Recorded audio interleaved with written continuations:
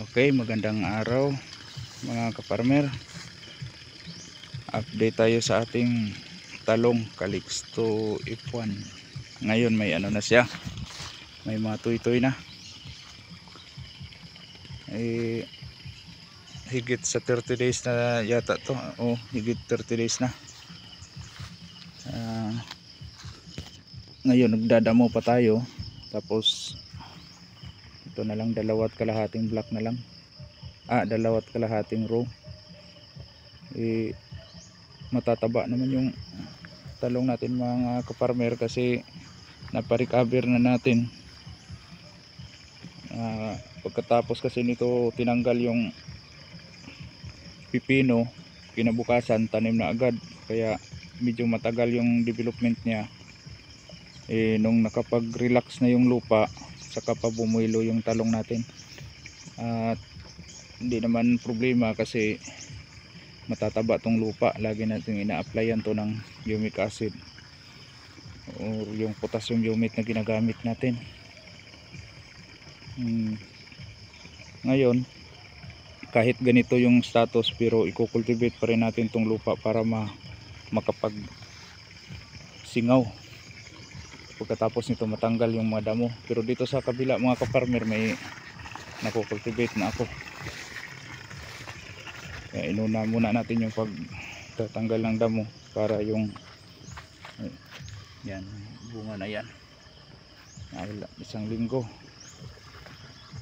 kapag pitas na tayo nito. Dito yung ampalaya natin sa kabila. Yun, dito tapos na magdamo. At saka dito sa kabila, itong 4 na row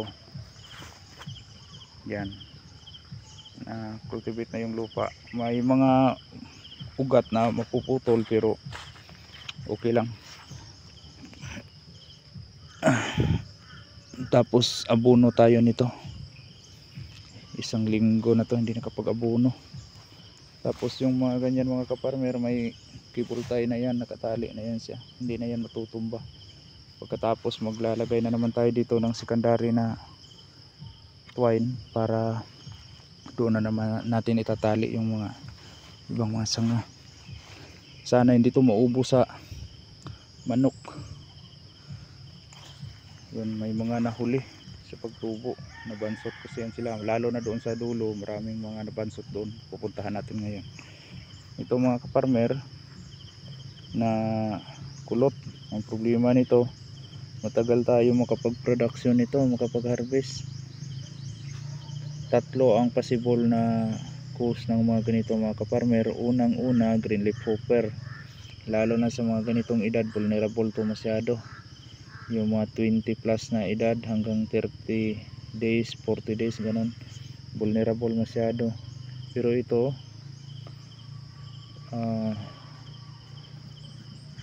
tingnan natin, wala namang trips, so expected ano to sa green leaf hopper. Green leaf hopper yan siya.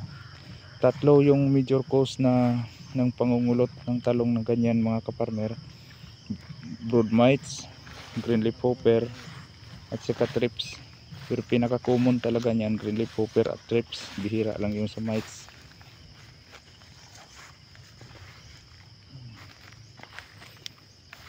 Yung ganito kataba mga kaparmer, okay lang, walang problema. Yung ganito, yung dyan sa dulo, maraming mga maliliit dyan, no?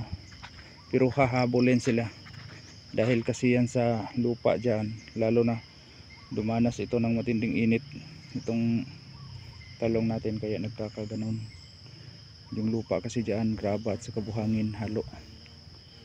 Yun, may mga malalaki ng bunga dyan, hindi maklaro.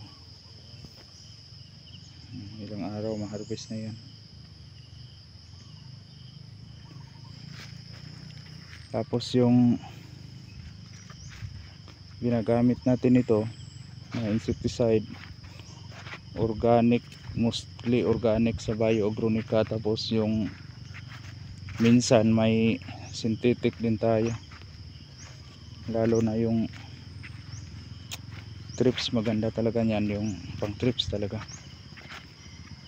Pero usual ng atake dito ngayon, mga green leaf hopper pa.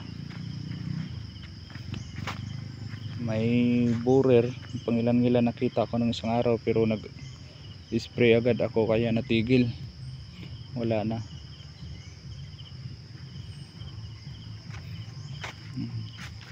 Sana maka ano tayo ng mahal na presyo, kasi presyo yung tinatarget ko nito kaya nga nagtanim ako ng October.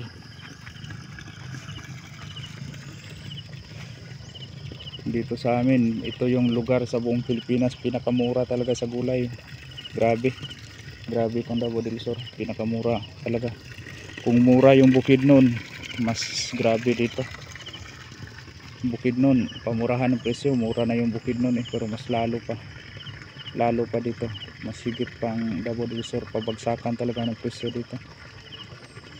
Mahirap sa farmer yung ganun. Okay, yun lang muna mga kaparmer, update natin sa ating talong.